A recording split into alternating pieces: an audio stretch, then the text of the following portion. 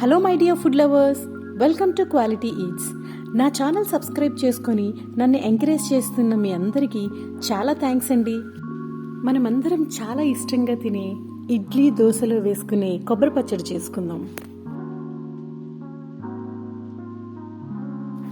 ముందుగా ఒక ప్యాన్లో 1 టేబుల్ స్పూన్ ఆయిల్ తీసుకొని 1 టేబుల్ స్పూన్ జీలకర్ర, 4 పచ్చిమిరపకాయలు వేసి వేయించుకుందాం. స్టవ్ ఆఫ్ చేసుకొని 1 కప్పు కొబ్బరి ముక్కలు, కొద్దిగా చింతపండు, చిన్న అల్లం ముక్క, రుచికి సరిపడా ఉప్పు వేసుకుందాం. అల్లం కంప్లీట్గా ఆప్షనల్, మీకు నచ్చితే వేసుకోండి. దీనినంతటిని చల్లారిన తర్వాత మిక్సర్ జార్లో తీసుకొని గ్రైండ్ చేసుకుంటూ మధ్య మధ్యలో వాటర్ యాడ్ చేసుకుంటూ మెత్తగా పచ్చడి చేసుకుందాం.